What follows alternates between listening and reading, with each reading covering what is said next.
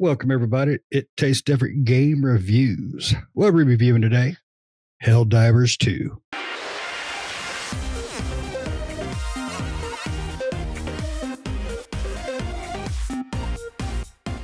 All right, Helldivers 2 is a third-person shooter developed by Arrowhead Game Studios, published by Sony Interactive Entertainment, and it is a sequel to the 2015 game of the same name. It is released on PlayStation 5, Windows. It is developed by Arrowhead, as I said. It's a multiplayer game. And let's jump in. So I don't remember if I played the original, but I did play this one. And before I jump in, I am going to give you a word from our sponsor, Jerry's Curbside Proctology. Come for the test. Leave with a smile. All right. Let's jump to Nick first. Get his opinion, his take on Helldivers 2. Nick, Helldivers 2. Yeah, Helldivers 2. Yeah. What's your thoughts? It's good. I never played Helldivers 1. I know Helldivers 1 was a top-down twin stick shooter. So this one is third person. So it's definitely different as far as its perspective, right? It's more up close because it is in a third person perspective. I don't know if the first one was. So this game is an extraction shooter. If you've ever played an extraction shooter before, this is basically what this game is. I don't know if Helldivers 1 was an extraction shooter. I know it was a top-down twin stick shooter, but I don't know if the extraction concept was in Helldivers 1. I would assume so, but I don't know. I know a lot of the same stratagems and things like that came from Helldivers 1 as 2, as well as in this one. The stratagems are like abilities that you can do while you're on the ground, like calling in airstrikes and heavy machinery and things like that. But yeah, I mean, basically this game, you're a Helldiver, you're diving in, it's Starship Troopers, it's Terminator. You're fighting bugs that look like the bugs from Starship Troopers. You're fighting robots that look like Terminators from Terminator. And it's really cool. Like you get to go to different planets and it's all this big multiplayer thing because everybody's working together to liberate the planet from, whatever species of enemies on there, be it bugs or bots. And it's a 4-player cooperative game. You get to go in and customize your as you play games, go in and it's about 30 minutes each time you fly in, and you can drop in wherever you want on the map. And then basically there's different objectives. There's your main objectives, which are the objectives you need to complete. But then there's side objectives and for the bugs, there's bug holes that you can clear out, and you can find like stuff that's not even on the map, like hidden rooms and various things of that nature. And as you progress, your guy levels up and you unlock new abilities and new outfits and new guns and new stratagems and all sorts of variety of stuff. So that's basically where it comes in to play. And yeah, I mean, it's a fun cooperative game. I enjoy it. I have a lot of fun playing with these guys in this game. It's a ton of fun. I think by yourself, you might have fun for a little while, but probably get kind of bored. But with friends, this is like the ultimate like co-op party game, right? It's not a party game, but you know what I'm saying? Like just get your friends together and you can have like a long night of just diving in and shooting bugs and bots and stuff like that and have a fun time. So I think co-op is really where this game shines. And it's just, it's just all around fun. Extraction shooters are always hit and miss with me. Some are good and some are not so great. This is, I think personally, Arrowhead Game Studios, this is how you do an extraction shooter. Right. They pretty much got the formula down. If you want, because like I said, extraction shooters are really hard to get an audience with and really connect with people. I feel like you got to make sure like all of your pieces of the puzzle for extraction shooters fit together. Otherwise people get bored, or there's not enough content and not enough things to do that they just, it just fizzles out too quickly. You really got to make a strong presence in that extraction shooter genre in order to retain people to play your game for a long time. And I think Helldivers 2 is, well, it may not be played forever, of course. I think it's going to have a long stay, especially if they keep rolling content out. That's going to be the main thing for them, right? Because this is a live service game. So they're going to have to continue to introduce new planets and new content as far as new stuff to the battle pass that they have in this game, and like new weapons and new outfits and maybe even new enemy types and new objectives and things like that. They're going to have to really keep that ball rolling with the updates and the changes in progression and things like that to continue to retain players. But so far they're off to a good start. So I say keep it up. keep the ball rolling with that. Shane or Pat, what do you think, buddy? Yeah, it's pretty fun, right? I mean, the map.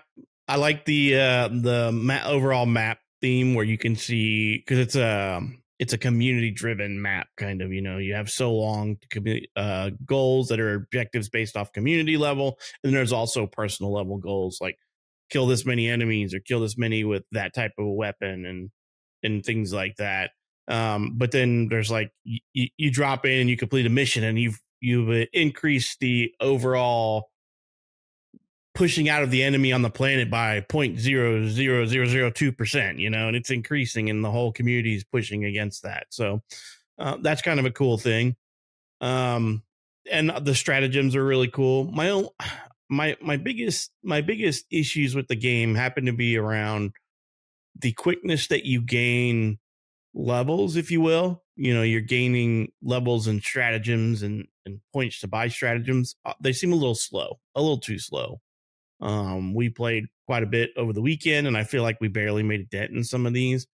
And, so I think the leveling is a little bit slower than I would anticipate. And then I don't know. I don't know if you want to call them season journey or whatever you want to call it, but I don't like the whole, I want that piece of armor. I mean, it's the same thing with all of them, right? I want this piece of armor and it's towards the end. So it's not like it's something they did that the others didn't. You got to unlock pages, and by unlocking pages, you spend points and you spend your medals into them, and you so many to go to the next and the next and the next. And like the item I want's like a little over halfway through the pages, and I'm like, it's going to take me forever to get there. But it is what it is. That's the typical what these games do. They do have a premium pass that you have to spend $10 to unlock, and then you have another place to spend your medals. So it's not like it's a different currency, but you use a different currency to buy that battle pass, if you will. And then, but that's typical of these type of games. So, basically it's $10 if you want the premium battle pass, but you just don't unlock everything in there. Even other link games to the service, you don't do that.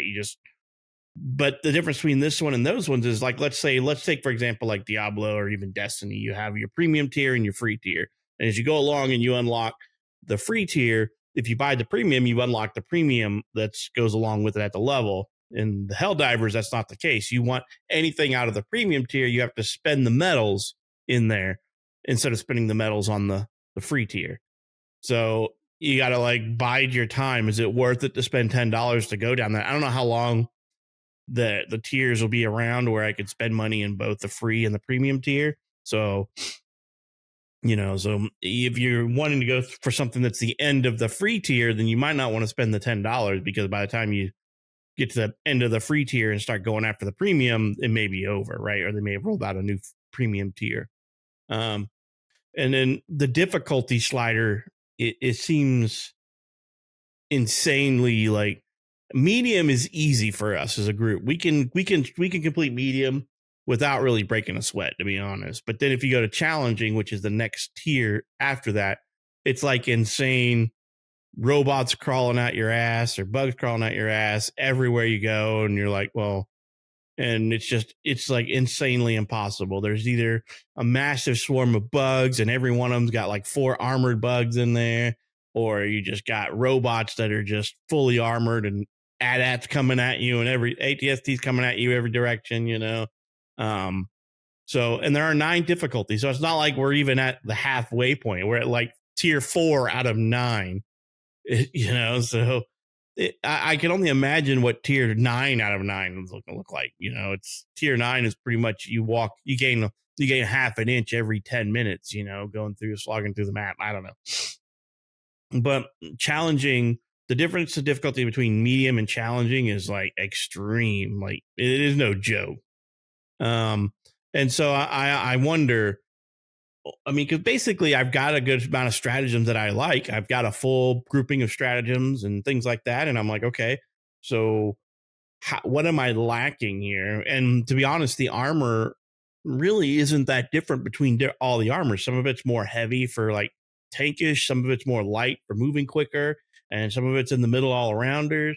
And some of them have stats, but they're really stats are like, you know, reduce amount of bleeding, reduce recoil when crouching. And I don't know who the hell's shooting anything while crouching with massive amounts of enemies running in your face. I never crouch and shoot because I have to be ready to move on a dime when with massive bug rush coming in, right? Maybe if I pull out the sniper rifle or something and shooting from a distance, maybe so, but that's like 10% of all the fighting in the game, right? The rest of it's just there are bugs charging you or robots charging you. But overall, it's fun.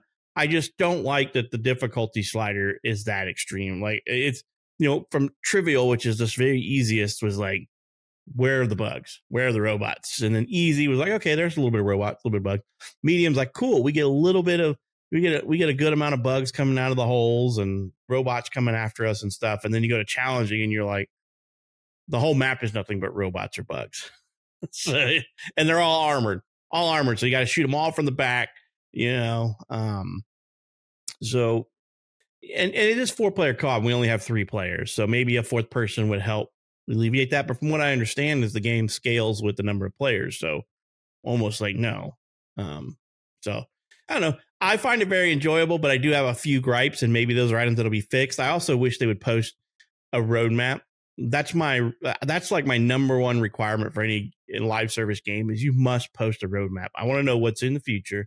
What do I have to look forward to? Because the map looks like it can support at least 2 more enemies, right? The overall global world map or, you know, universe map, because the bugs are at one end and the robots are at the other end, and you still have like the east and west poles that are completely blank, you know? So where's that at? So typical, like I said, typical games of live service. You've got a season pass, which they don't call a season pass. You spend merit points. You got a premium pass, and you also have a premium currency. And the premium currency swaps out what you can spend them on. Swaps out about every 2 days. And I believe it's like $1. It's roughly $1 per one or per 10. It's 1,000. Yeah, it's 1,000 for $10. So that's your basically your buy. $9.99 for 1,000, and that's what it costs to open the premium battle pass or season pass, whatever you want to call it. I can't remember what they call it, like war tides or whatever they call them. So, but you know, so I just want a roadmap. I want to see what's coming up. I don't want the difficulty doesn't seem to scale right from medium to challenging, and I've not gotten to do much above challenging because challenging is like insane. It's like you aren't going to have the time in challenging to do much of the side stuff. It's pretty much like maybe do a couple of the side items while beelining the main objectives, you know, and you're going to run out of time. So I think on medium, most of the objectives give you 40 minutes, and you go to challenging and it reduces the time. So the higher difficulties increase the mobs, increase the difficulties of the mobs, as well as reducing the time you have to complete things. So, but overall, it's fun with friends. And I would agree, if you guys weren't playing, I'm not hopping in there. I cannot imagine trying to play this game by myself with as many bugs like bugs and robots are coming at you, not like bugs in the game, because it's been relatively smooth sailing for us. We haven't had really any bugs. I mean, I think we got booted out like once or twice, maybe in the entire play session we were having, where it killed the network connection. I haven't done any of the drop in and drop outs neither, where you can answer people's SOS calls and jump into their map and help them out. That might be kind of cool. But Shane, what do you think of Helldivers 2? I never played Helldivers 1 myself. So this is a new thing for me. I am playing it on PlayStation. So Shane, what do you think about this game, man? Couldn't disagree with anything you guys said. It is a very welcome surprise. watching initial trailers and things like that, the announcements, it's like, yeah, that looks kind of cool. But the problem is, it's such a movie feeling game at times, with some of the scenarios and the images that pop up. When we first jumped into a robot match, it was, first thing, it Terminators, it's just, and it was just a swarm of red eyes at you. And then, they walk around on these little ATST things at some points. And it's got a very movie feel quality in some of the scenarios. And I love that aspect. The stratagems are really interesting because most all of them are a double-edged sword in some way. I have a thing about the landmines. These guys have a thing about my landmines. They don't like them. I love them. It's pretty obvious the little red dots all over the ground. That was me, but they still ran into them. But every stratagem seems to have some sort of it's great for this, but watch yourself. How many times did we get killed by our own turrets? I mean, it's because the turret, it doesn't care if you're standing in front of it. As long as there's a bad guy in front of you, it's going to get to the bad guy. And that's one thing I loved about it too, is because you have to really coordinate those things. The mortar strike, I absolutely love the mortar strike until the enemy gets close enough to you where you're part of the mortar strike. So it works great on the enemy. But it's, if you're not cautious on how you use it, you're screwing yourself. Pat and Nick may have been killed once or twice by my stratagems. And for that, I don't really feel bad because it was funny as hell. But the maps are really cool. It does get some repetition at first when we were fighting, because we were just fighting bugs for like the first 5 hours of the game. And Pat's like, well, there's robots. Well, let's go check those out. And when you bounce back and forth, it does. It feels different because each creature is a little bit different. The robots, you want to concentrate more on armor piercing weapons and things like that. The bugs, you can fly through fairly easy until you get to the big ones and the armored ones and all that.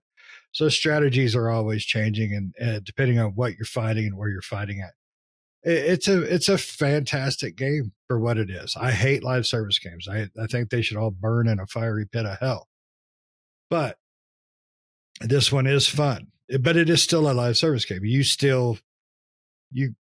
can still feel all the live serviceness of this game. I mean, when you go to unlock a new weapon, you have to spend X amount of medals to get to the next tier. Spend more X amount of medals to get to the next tier.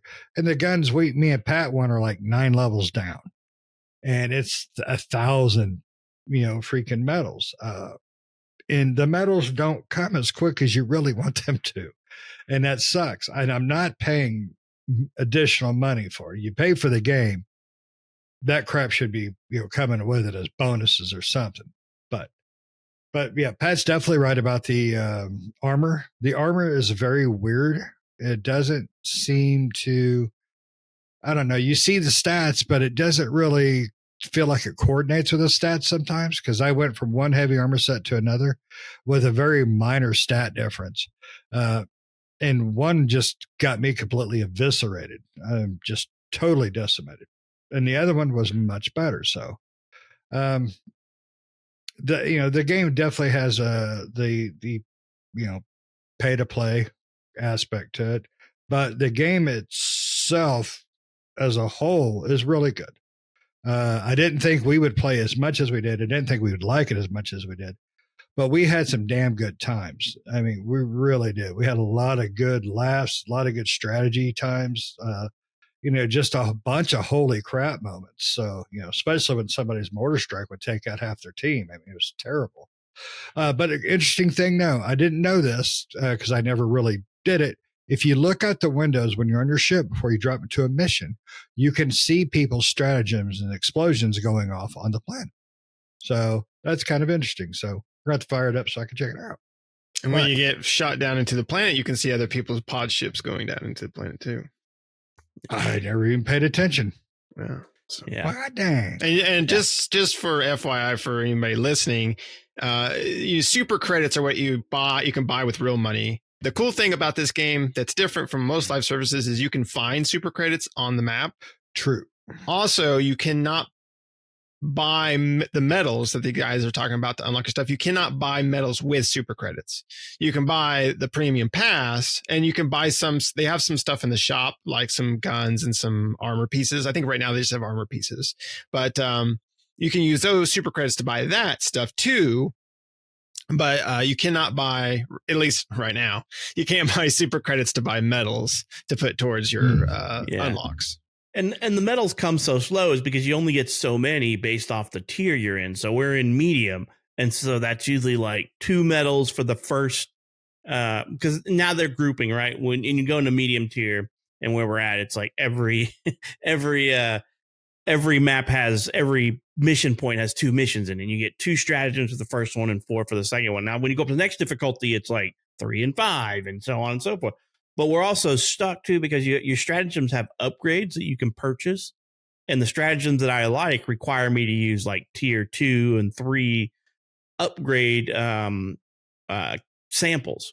And those only come from going into the higher tier of like above medium. So that's the problem, is that at medium, we only get the very basic samples that you can pull out of the game. And those are used to upgrade stratagems on your ship. They call it upgrading your ship, but technically it's upgrading like how fast your loadout comes down and how long they last and things like that. So that's what, and unfortunately, until we can get out of the medium tier, from what I understand, we're not going to get any of the upper tier samples to research and upgrade the ship.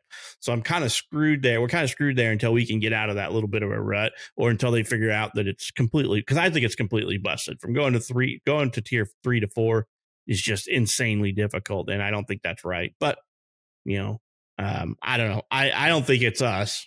I think it's just going from that massive difficulty. The difficulty slider seems to be broken. So, I mean, you got many different ways to play and upgrade.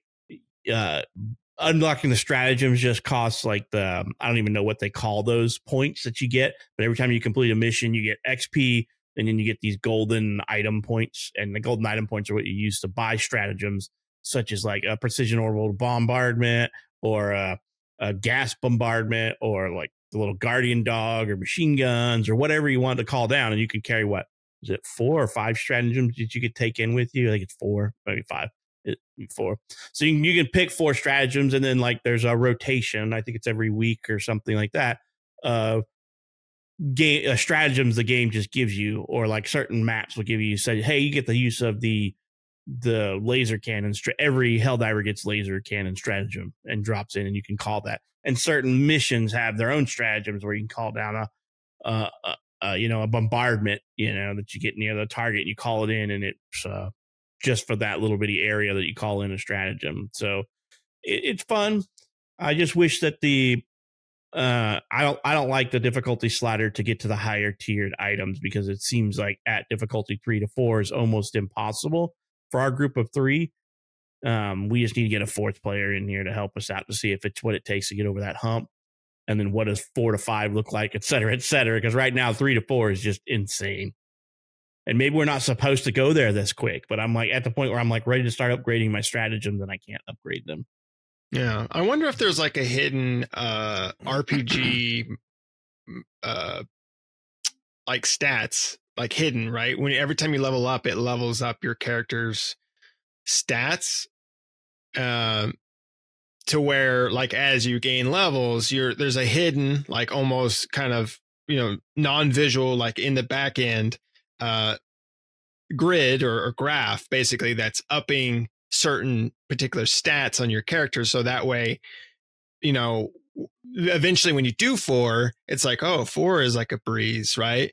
Because even though you're unlocking different weapons, because like you said, even the armor types and even the weapon types, there's not really a big difference it's mostly visual look, right? It's not that big of a. I mean, you have heavy armor, which gives you a little bit more armor protection, and you have the medium armor, which is kind of in the middle, and then you have a light armor, which makes you run faster and it has less protection, which is what I ran.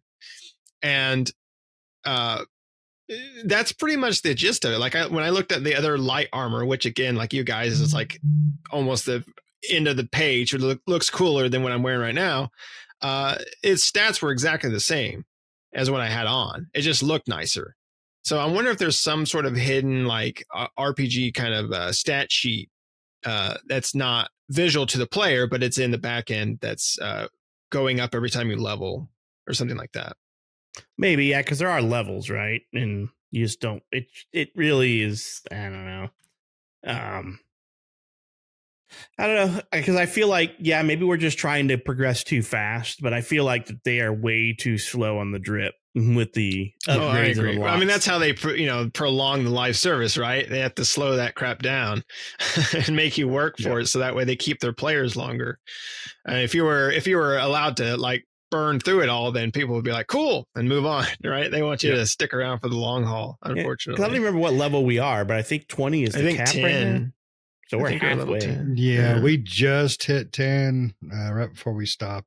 But I agree with you. Level difficulty 4 it's like night and day, right? Like 3 is like, I mean, even me, I'm running around as I'm acting as the guy's scout, so I'm quick and I have light armor. And on medium, I can go through there just like, just jogging through the area like, hey, bugs and robots, but on medium, it's like, everybody hunker down, it's like we can't even get 2 inches in front of us without being attacked from everywhere. Yeah, when you go to fight the robots, 3, it's like, beating up Wally. Then you go to 4, it's like fighting the RoboCop and Terminator at the same time. I mean, it's a massive difference, but it is, the biggest problem is it's that slow, like you were talking about, that drip. Because there's some really cool weapons further down in those tiers, but it just takes so long to get to them. So, but it is definitely one I think we will keep in a rotation because it is fun. We have a good time. I mean, our biggest complaint is what you've just heard, but far as when you're in that game just playing, it's a blast. It really is. But you guys got anything else before we dive out of hell? All right. Well, you made it this far, so guess what? Hit the buttons, hit the like, hit the subscribe, hit the notifications. Give us your feedback. I love the feedback. We have a few people that pretty much give us a response or ideas or thoughts on every video, and we would love to see more of those. Give us your opinions, goods or bads, agrees or disagrees. We don't care. Talk is talk. It's all good. Just don't be buttholes about it. And thanks for listening, and until next time, see ya.